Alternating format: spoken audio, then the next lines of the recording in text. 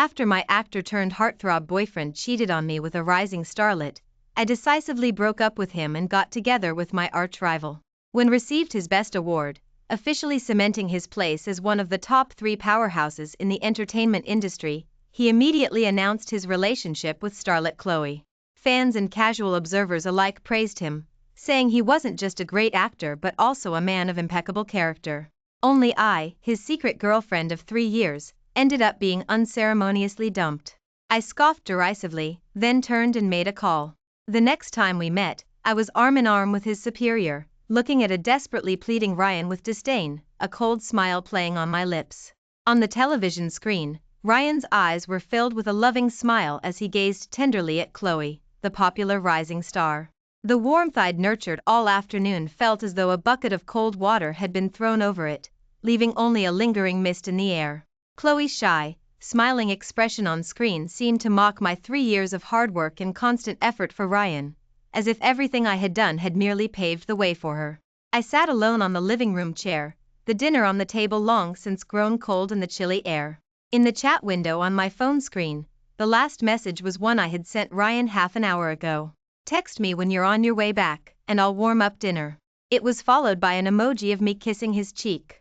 This was a testament to our love from when we first started dating. Back then, Ryan had gained some recognition from a sweet web drama. He came back after finishing a late-night shoot. I was lying on the sofa, feeling the movement at the door through my sleepy haze, too tired to open my eyes. It wasn't until Ryan, radiating cold, leaned close that I slowly woke up. My appearance right after waking probably wasn't great. Ryan, dressed in a black coat, looked at my face with gentle eyes, and as he watched, he suddenly smiled. My mind quickly cleared, and I abruptly covered my face, not wanting him to see me like that. Ryan leaned in and sat down. I sat up and instinctively leaned into his still-cold embrace, sighing softly, "Why are you back so late?" Ryan's large hand lovingly stroked my smooth hair, his clear voice smoothing away the disappointment from waiting all night. The director added a scene at the last minute, and my manager took my phone, so I couldn't text you. "I'm sorry to have kept you waiting so long." I lowered my gaze and nestled against him. "There's nothing to be sorry about. You're working hard for our future." Ryan's lips curved into a faint smile, and his gaze suddenly fixed on something in the corner of the coffee table. "What's that?" he asked curiously. I looked up at his words, following his gaze. It was an instant camera I'd won in a raffle a few days ago at an event. "Wait a moment." I got up, opened the box, loaded the film into the instant camera, adjusted the settings by turning the dials, and then aimed the lens at Ryan, who was leaning casually on the sofa. Ryan's sensitivity to the camera had long surpassed the awkwardness he'd had when he first entered the industry. Any pose he struck instantly became iconic. I looked at the freshly printed photo and shook my head subtly, playfully telling him, "Don't you think I'd be raking in money if I were one of those selling collectibles?" "Yeah, so why don't you hurry up and take more photos with me? Once I'm famous, you won't even be able to get a shot." Ryan reached out and pulled me into his lap. I instinctively tumbled onto his sturdy legs and gave him a playful glare. "Are you implying we'll break up in the future?" Ryan, of course, didn't miss the serious question in my eyes. He smiled broadly, bending 2 fingers to gently pinch the soft flesh on both sides of my cheeks. "What are you thinking? If I get famous, the company definitely won't let me take pictures casually. Then these photos of yours will become collector's items." Ryan said it so casually, and I believed him. That night, moonlight spilled onto the windowsill. Bathed in the faint glow of moonlight and warm yellow lamplight, he and I took many pictures. In the photos, sometimes we looked at the camera together, sometimes we gazed into each other's eyes. There were pictures of him looking at my profile, and me looking back at him. The only constant was the deep affection in our eyes as we looked at each other. The television was still replaying intimate scenes of Ryan and Chloe. I lowered my eyelids. My gaze, which had begun with shock, could now calmly sit on the sofa, unperturbed, staring at Ryan's loving eyes. I looked up at the pendulum clock on the wall. Its ticking seemed to announce the imminent end of Ryan's and my relationship. It also heralded the end of Ryan's effortless success and freedom in the entertainment industry. When the clock struck midnight, I suppressed my self-mocking thoughts, got up, walked to the dining table, and dumped the already cold and unappetizing food into the trash can. My mind replayed the moments Ryan and I had shared over the past few years, as if reminding me that he must have had his reasons for doing this. Someone who had struggled in the entertainment industry for 5 years, someone. My phone suddenly rang, its sound jarringly out of place in the silent house. I reined in my extremely complex emotions and answered the call. Grace, where are you? Ethan's impatient, anxious voice rang out on the other end, making my ears ache suddenly. I reached up to rub my aching ear, replying calmly, at home. Home? Are you a ghost? Or did you learn a new invisibility spell? Or am I, your brother, blind? Why can't I see you? I looked around, suddenly unsure how to answer. This house that Ryan and I bought together. It was modest in size but fully equipped. Every piece of furniture and decor around us had been meticulously chosen by us, piece by piece, at the furniture store. Each item was proof of our love. But now, I numbly looked at the increasingly unfamiliar surroundings, unable to confidently call it home. Ethan was still rambling on the phone. Listening to his familiar voice, it felt as though, standing alone in a corner of the world, I finally had a connection, something to hold on to. My nose stung with a sudden pang of sorrow. I looked up, forcing back the tears. Ethan on the other end fell silent. I stared blankly at the pendulum clock, saying emotionlessly, just give me some time. When the clock pointed to 2, there was a faint sound at the door. I sat on the sofa, enveloped by darkness. On my phone, Ryan's explanations. Ryan opened his arms and embraced me from behind. The heavy scent of alcohol mixed with a pungent perfume assaulted my nostrils. The perfume was strikingly familiar. It was the one Chloe had been seen wearing in airport photos released just 2 days ago. I forced down the nausea and disgust rising within me, pulling away his hands that were clasped tightly around my waist. Ryan, don't you have anything to say? My gaze, clear and unwavering, met the man I had spent 3 years with. The questions and confusion that had lingered in my heart no longer needed answers, because the passion and love that had once been in his eyes when he looked at me were long gone. I suddenly felt like laughing and crying at the same time. Ryan looked at my inexplicably falling tears in a panic, reaching out helplessly to wipe them away. I stepped back, avoiding his touch. My seemingly disgusted gesture made the clarity that had once been in his bright eyes vanish, replaced by a subtle darkness. Grace, you've misunderstood me. This was a decision from company management, to have Chloe and me create buzz to maintain public interest. Even now, he was still lying to me. I looked at Ryan, who appeared so earnest, with disappointment in my eyes. It dawned on me with a jolt how effortlessly he could lie now. I gave him a cold smile, my heart twisting in pain. Couldn't you refuse the company's decision? Ryan shook his head with a condescending chuckle at my words. Grace, you're too naive. I'm just an employee, I do whatever they tell me to. What right do I have to say no? Looking at Ryan's expression, where he seemed to feel quite wronged, I could only sigh at how unfamiliar he had become. I was indeed naive, but what was truly naive was believing his promises. I nodded, composed myself, and looked up to face him directly. What about us, then? When you were on stage, exchanging flirtatious glances and tender looks with Chloe, did you ever spare a thought for me, your real girlfriend? Did you feel even a moment of guilt? Ryan's gaze faltered, his eyes darting around, unable to meet mine. Grace, believe me, everything I'm doing is to give you a better life. By creating a scandal with her, I'll get a continuous stream of announcements, brand endorsements, and even high appearance fees. Just think of it as for our future. Can you try to understand? By the end, Ryan was desperately seeking my approval. I flung away his hand, which had touched other women, and declared coldly, let's end this amicably. Ryan gripped my shoulders tightly. Pain shot through me, and I tried to suppress a wince. No, I don't agree. His forceful attitude struck me as absurd. Was he expecting to have multiple wives and concubines like an ancient emperor? Ryan, Grace, have no habit of being a third party, nor do I care for a boyfriend who cheats. Ryan's eyes reddened. Even though he was the one who cheated, he actually looked wronged. Do you have to be so heartless? Once disappointment had piled up, my heart had naturally grown cold and clear. I pulled my already packed suitcase and walked towards the door. Wait a minute. Ryan called out, stopping me. This house was bought when we discussed it together, and I paid the full amount.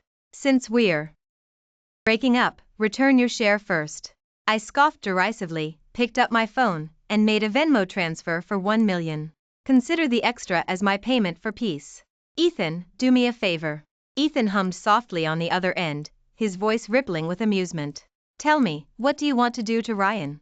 Do you want to reduce his opportunities, or just blacklist him completely? No, help me amplify Ryan and Chloe's buzz as much as possible.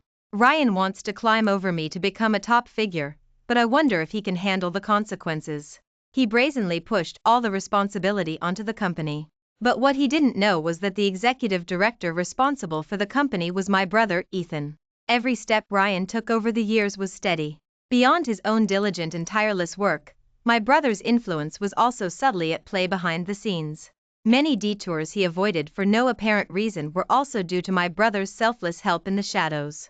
The most crucial reason Ryan was able to win this best award this time was that I helped him bring in Henry, a renowned industry veteran. Henry, the veteran actor, was in his 60s and famously hot-tempered, but his acting was divine, and every one of his masterpieces was of the highest caliber. Actors have always been judged by their performances and works. Years ago, a drama with a poor ending was ultimately salvaged by Henry's years of experience and superb acting, rescuing its plummeting reputation. Henry was even awarded a Lifetime Award for it. To persuade Henry to come out of retirement, I spent a significant amount of time cultivating an orchid and memorizing all the roles he had played and their storylines. Only then did he reluctantly agree to mentor Ryan. Ryan thought Henry was a special guest the company had invited just for him. In reality, after Ethan learned about it, he absolutely tore into me. As they say these days, in my brother Ethan's eyes, I was a complete love-struck fool. But back then, I didn't think there was anything wrong with it. Giving the best of myself to the person I loved was enough. Looking back now, I was happy then. But after separating from that relationship, I was ridiculous. 3 days later, at my brother Ethan's birthday banquet, Ryan normally wouldn't have been qualified to enter. However, since Chloe was the only daughter of Sterling, he entered as her family member. I stood on the second floor, holding a wine glass, my eyes looking down at the loving couple below. I felt a surge of nausea. Chloe, arm in arm with Ryan, smiled charmingly, graciously accepting congratulations from everyone who approached. Just as Ryan was taking a sip of his drink, he happened to see me on the second floor. The smile in his eyes immediately vanished, replaced by obvious panic. I raised my glass, making a condescending toasting gesture towards him. Don't you think Ryan would be green with regret if he knew you were the heiress of Evergreen? My best friend Harper stood beside me, watching the two downstairs with a hint of disdain in her eyes, her lips curved as if eagerly anticipating Ryan's regret. I chuckled softly, taking a sip from my glass. If he could betray once, he could betray twice. Instead of hoping he regrets it, let's bet on whether he and Chloe will last. Harper gave me a knowing look. A sudden commotion erupted at the entrance. Countless guests turned their gaze towards the door, their expressions a mix of confusion and astonishment. He's really back. Harper was surprised but still relatively calm. I glanced at the man, who exuded an air of nobility, and whispered to her, wasn't Julian staying abroad to avoid his grandfather, William? Why is he suddenly back? Harper shook her head slightly. I'm not sure. Maybe he's decided he's ready to get married. My gaze calmly settled on the distinguished man downstairs. Suddenly, Julian looked up, his deep, dark eyes meeting mine. My breath hitched, and I instinctively avoided his gaze. Strange. Apart from a few days of childhood play, we'd had no contact since. Yet, why did his gaze always give me a sense of familiarity? After the banquet, just as I was about to leave, a low voice called out to me from around the corner. Grace. I turned my head. The man beside me was very close, his dark, ink-black eyes unfathomably deep, making it impossible to discern his thoughts. My instinct was to move away from him, yet a voice in my ear kept telling me he was someone I could approach. Hello, can I help you? Julian's intense gaze settled on me, and after a long moment, he finally spoke. Marry me. I thought I'd misheard, looking at his expression, which didn't seem like a joke, feeling a little surprised. I've been in a very deep relationship before. Do you mind? Julian, with his hands in his pockets, looked at my eyes with a composed expression, and said frankly, to say I don't mind would certainly be a lie, but the past is the past. People always move forward. As long as your future is by my side, spent with me, that's enough. I clenched my fists, my eyes lowered slightly, and after a moment of thought, I gave him my answer. Okay, we'll get married. Julian moved quickly. Proposals, meeting parents, and engagements were all done in one swift go. To avoid unnecessary rumors and trouble, I suggested to Julian that we have a secret marriage. He neither objected nor agreed. That wedding night, I lay on the unfamiliar bed, holding my breath, my heart pounding with apprehension. Separated by a wall, I heard Julian showering in the bathroom. The sound of water dripping onto the floor echoed in my heart. In the darkened room, I lay beneath Julian, my hands trembling uncontrollably. Julian chuckled softly, then leaned close to my ear and said, "Nervous?" I swallowed hard, avoiding his intense gaze. The first time is always nerve-wracking. Although I had dated Ryan for 3 years, I had always made it clear that my first time would be reserved. For my wedding night. Ryan would sometimes call me old-fashioned, trying to negotiate with a wry smile about whether I could lower my standards. I had firmly set this as my boundary, not because I distrusted our relationship, but because I wanted to be responsible for it. As the intimacy concluded, Julian lay on his side, his deep gaze filled with profound determination. He looked solemnly into my eyes, his expression earnest, and said, "I will be good to you." Perhaps it was the extreme sincerity in his words, but as I lay in his arms, a bittersweet ache filled my chest that I couldn't quite explain. "Julian," I called him. Why did you marry me?" 2 people who had no prior connection became husband and wife within a week. It seemed absurd and like child's play to anyone outside. Julian didn't answer. He lowered his head slightly, looking at my face, and his fingers rested on my exposed shoulder. He then countered, "What do you think?" I pursed my lips, thought for a few seconds, then looked up and said, "To deal with your family pressuring you to get married." Julian was the only son of the Everest family in his generation. William had once stated that the young person who married into their family in the future didn't need to be exceptionally talented, just upright and sincere. Julian had already secured a place in the international financial circles due to his remarkable talent and keen sensitivity to numbers. Additionally, his exceedingly handsome appearance meant that whenever a magazine featuring his interview was released, it instantly sold out. As soon as William made that statement, countless wealthy young women eagerly vied for Julian's attention. Sadly, it was a case of unrequited love. Julian stayed abroad for another 3 years before finally considering returning home. During this period, William's complaints about him spread throughout the city. Therefore, his return this time inevitably meant facing William's pressure to marry. Julian was silent for a few minutes, then withdrew his hand and lay flat on the bed. The faint lamplight cast a gentle, serene glow on the side of his face. "Go to sleep." I looked curiously at Julian, whose mood had suddenly shifted. My lips parted, but in the end, I turned my back to him and went to sleep. Blinding light flickered on my eyelids. I opened my eyes, gazing dazedly at the unfamiliar ceiling above, realizing I was married. I turned slightly, and an incredibly handsome face appeared before me. His narrow eyelashes were like cranes in a landscape painting, reserved yet proud. "Seen enough?" Julian suddenly spoke. I frantically turned away, pulling the blanket up to cover my blushing face. Julian beside me slowly opened his eyes, then moved closer, his warm breath on my ear sending a shiver through me. "Do I look good?" Julian's voice was still a little hoarse from sleep as he teased. I pushed against his bare chest, blushing as I stammered, "You're going to be late for work." Julian chuckled and kissed my lips. "I'm on my honeymoon leave." Me. The entire morning was quickly squandered. I eased my aching body, silently cursed Julian for his lack of restraint, then went into the walk-in closet to change. Julian, having already washed up, quietly appeared behind me. "Have you thought about where you want to go for our honeymoon?" I jumped, turning to look at the cause of my fright. Ryan's situation was still being handled, and I couldn't go abroad or leave for a short while. Furthermore, if Ryan were to fall from the acting scene later, it would cause significant financial losses to the company, a deficit I'd have to make up for afterward. I glanced at Julian, who looked so expectant beside me, and cautiously asked, "Can we postpone our honeymoon and go this winter instead?" I watched Julian's lips, which instantly smoothed into a neutral line the moment my words ended. He uttered an "oh," then, under my cautious gaze, he left the room. When I came downstairs Julian was sitting on the living room sofa, holding a teacup and watching the daily financial news. "What should we do later? There's a pretty good new movie out recently, maybe we could." "I'm going to the company after I eat." Julian interrupted my thoughts. I turned in surprise to look at his usual cool expression. Aren't you on honeymoon leave? Julian put down his teacup, uncrossed his legs, got up, and walked over to me. He raised an eyebrow at me with a straight face, looking quite smug. Suddenly don't feel like it anymore. Me. You're the boss, you call the shots. While was at the company, I was in the study looking through artist profiles. I needed to find someone appealing to the audience quickly. A barrage of messages disrupted my plans. Speechless, I picked up my phone and unlocked the screen.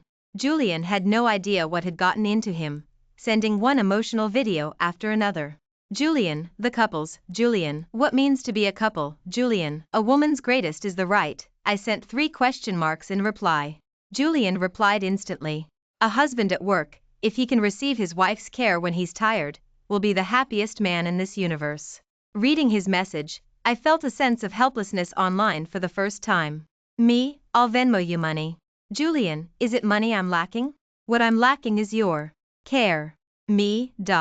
When Holding's towering landmark building appeared before me, I looked at the insulated lunch container in my hand, unable to believe I was actually coming to his company to bring him food. But this feeling of being needed strangely soothed the changes in pain I had experienced recently. Alex, who had received my call in advance, was already waiting at the main entrance. Seeing me, he made to take the lunchbox from my hand. Madam, the boss is in a meeting in his office. I declined his offer and followed him into the private elevator. From the 23rd floor, the high-rise offered a panoramic 6EW of the city's landmarks and scenery. I raised my hand and knocked twice on the door. A voice, devoid of any emotion, called out, "Come in." I pushed the door open, and my eyes fell upon the man's focused expression as he diligently worked. Julian waited for a moment, hearing no movement from the visitor, before finally lifting his gaze from his documents. Upon seeing me, his previously furrowed brows gradually relaxed, and the curve of his lips visibly widened. "What brings you here?" Julian, surprised and delighted, stood up and walked towards me. I shook the lunchbox in my hand. "Bringing some warmth to someone." Chloe was already the spokesperson for Sterling.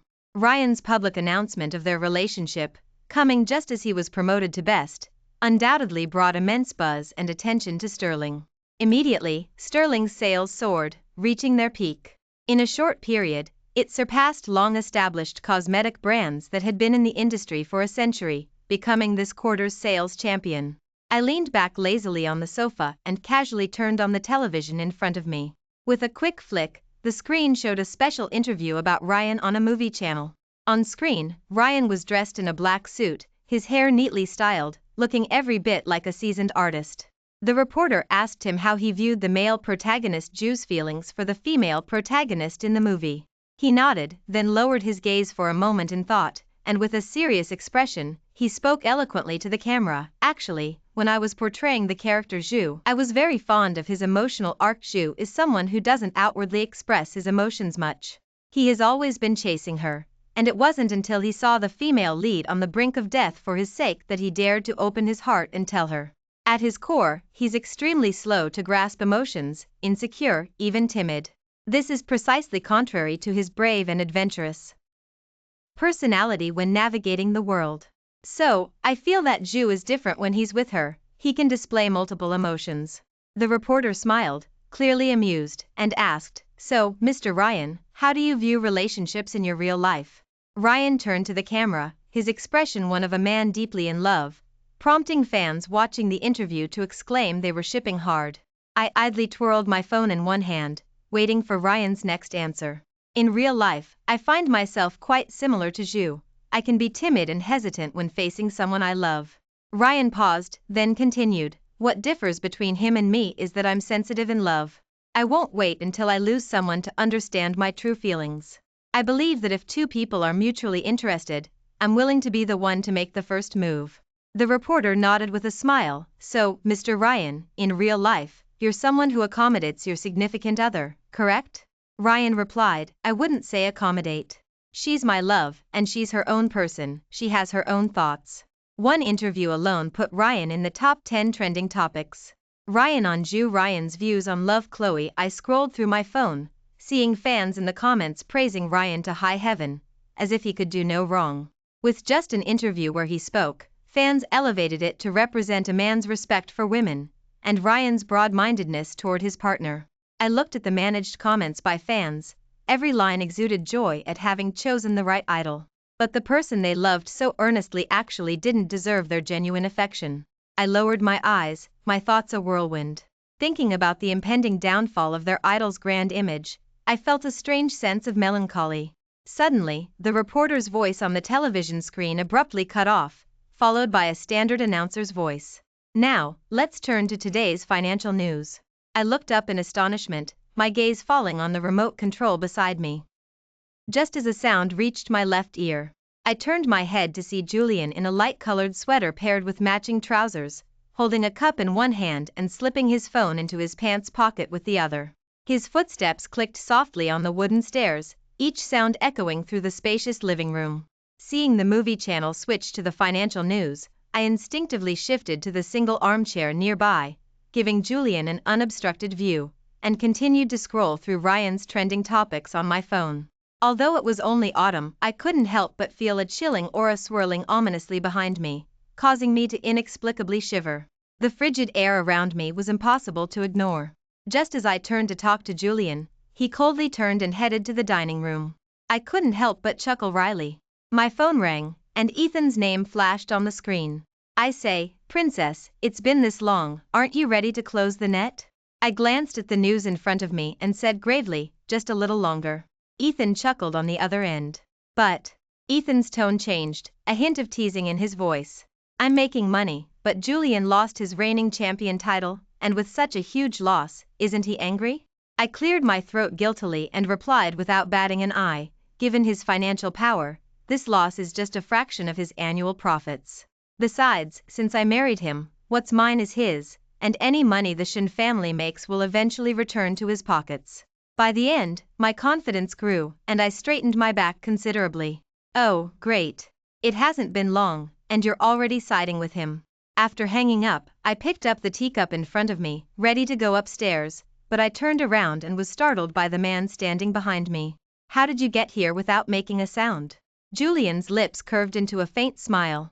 He took the teacup from my hand and went upstairs with me. Seeing the man whose mood had noticeably improved, I followed him curiously and asked, "Weren't you in a bad mood just now?" "I'm fine now." "Me. Oh, by the way, come to the company tomorrow. The person you'll be mentoring is a newcomer, with no bad habits and a clean, simple background. Take good care of them." Looking at the pristine resume in my hand, I thought of the prestigious banquet that would follow. I knocked on the study door, poked my head in, and looked at the man working inside, then spoke, "Do you have a moment?" Julian's cool eyes slightly lifted, and his low voice, carrying a hint of magnetism, asked, "What is it? Could you help me try on some clothes?" Julian stood up, said something to whoever was on the other end of his computer screen, then followed me into the walk-in closet. I laid out the coordinated outfits on the bed and handed Julian a white suit. "Try this one first." Julian lowered his gaze to the clothes, then, in front of me, took off his casual wear. I blushed and turned away. Julian chuckled behind me, then called my name. Looking at the man's excellent physique in front of me, I gave a very fair assessment. "Looks good." Julian had a V-shaped torso, muscled when undressed yet lean when clothed, a perfect figure for clothes. Julian stood in front of the mirror, adjusting his cuffs and collar. He casually unbuttoned the top 2 buttons of his shirt, revealing a glimpse of his bronzed skin below his neck, tempting one to explore further. I gazed longingly at his collar, and the next moment, I heard Julian's teasing question. "Do you like it?" "I do." "I meant the clothes." Julian saw through my attempt to cover up and countered with a question. "How did you know I was talking about the clothes?" I avoided his teasing gaze and haphazardly shoved the remaining clothes on the bed into his arms. "Try the next one." At my urging, Julian tried on a total of 5 outfits, but the suit pairing was particularly vexing. Bow tie or necktie? As I struggled with the choice, a veined, muscular arm reached past my line of sight, and long, slender fingers picked up the necktie. "A bow tie doesn't quite suit me." I raised an eyebrow, watching Julian in the mirror as he held up the tie, then nodded. "It doesn't suit you, but it should suit him." "Him?" Julian paused, turning to look at me with hesitation. I picked up the remaining bow tie from the bed and casually walked over to him, raising my hand to test its feel. The artist I just signed is very young. A necktie would make him look too mature, so a bow tie is a perfect fit. Julian's amiable expression instantly changed. He gestured with his chin towards the clothes on the bed, his tone sharp. So these are all for him? Of course not. I shook my head, and his expression softened slightly. A new actor wearing haute couture on the red carpet would certainly draw criticism. But once the buzz grew, combined with strong acting skills, partners would naturally flock to them. More importantly, the expenses would be significantly reduced. Thinking this, my career would enter a busy phase, and my lips unconsciously curved upward. Julian gazed at the rapidly shifting expressions on my face, then turned and left. I watched his retreating back with a helpless sigh, my brows furrowed. His moods really were unpredictable. At the banquet, I entered arm in arm with Noah. I introduced him one by one to the top figures in the industry, as well as some famous agents and producers. Noah's naturally fair, youthful face drew frequent glances from the crowd, and his polite demeanor also left a good impression on many producers. As I turned with him still on my arm, I saw Julian, with his assistant, standing behind me at some point, his icy gaze fixed on my arm linked with Noah's. I called out, "Mr. Julian." Then I introduced him, "Mr. Julian, this is Noah, our company's new artist." After my introduction, Noah extended his hand, saying respectfully, "Mr. Julian, it's an honor to finally meet you." I discreetly glanced at the reporters from a few smaller media companies in the corner.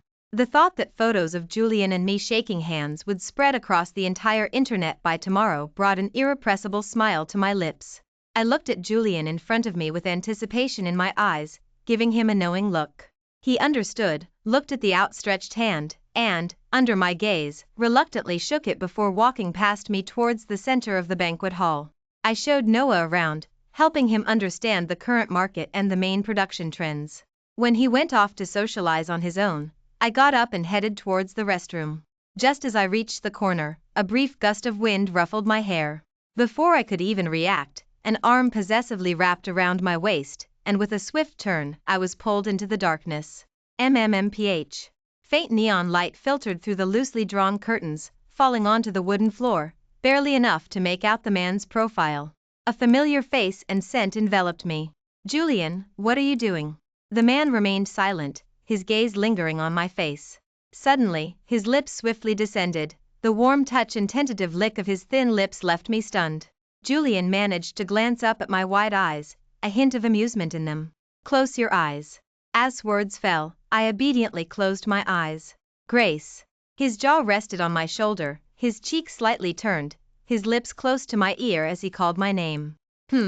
I'm jealous." The man was straightforward, and I couldn't help but laugh. "I'm at work." "Then promise me, no holding his hand." "Okay."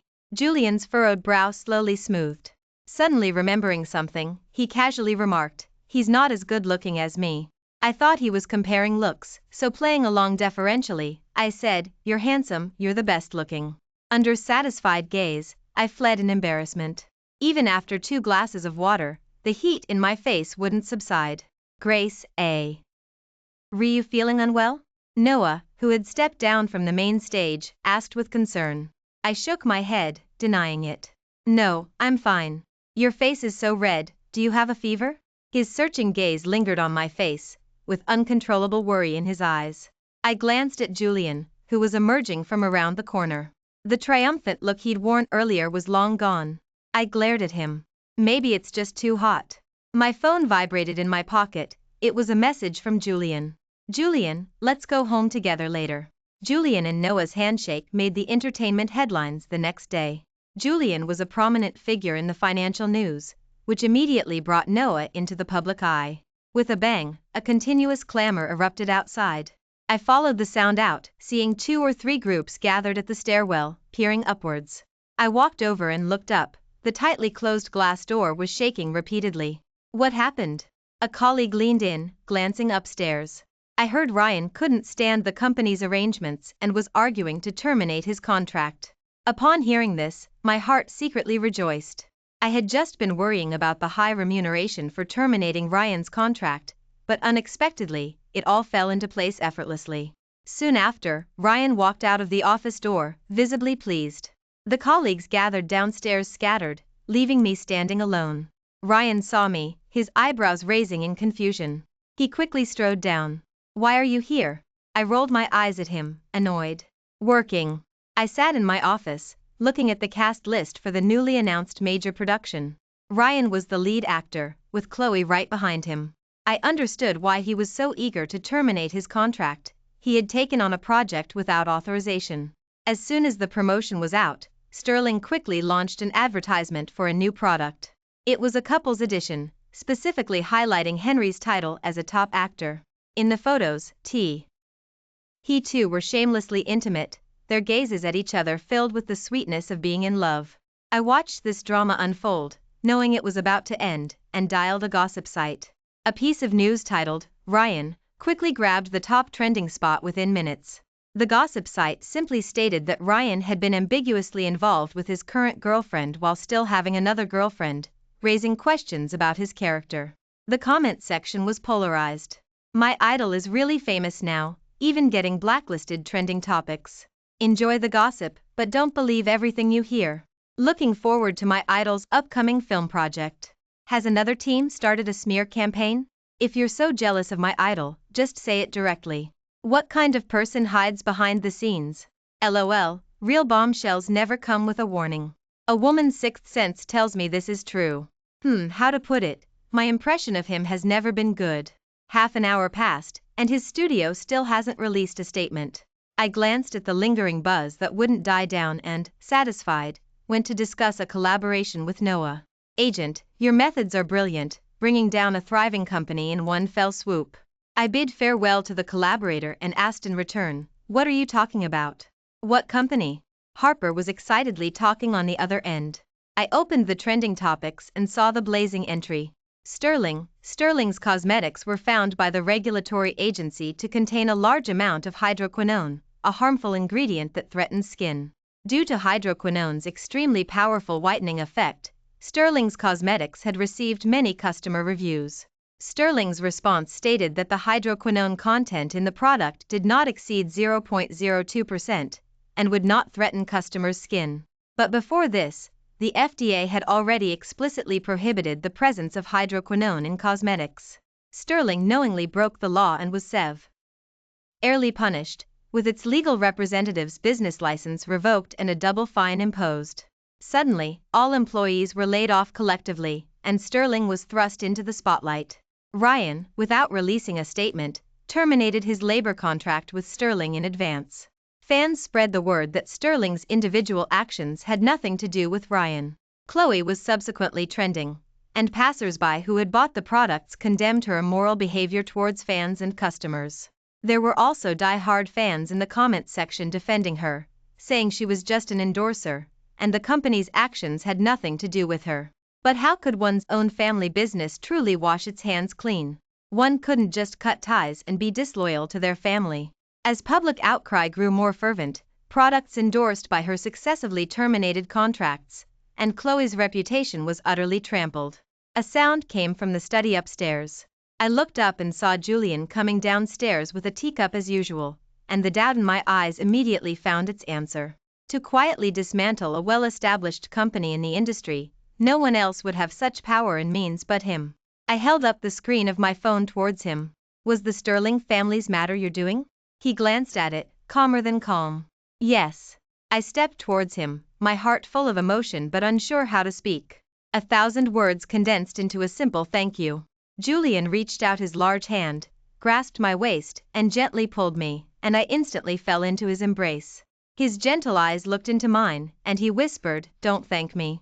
Sterling was inherently an unethical company. What I did was just to remove a harmful element from society." A warm current flowed through my heart. Before my hands could tightly wrap around his neck, I was interrupted by a phone call. I took out my phone, and the screen prominently showed Ryan, who was currently at the center of the storm. A sudden pain came from my earlobe. I yelped, looked up, glared at the man who was playfully causing trouble, and answered the phone. However, the moment Ryan's voice came through, I pressed the speaker button.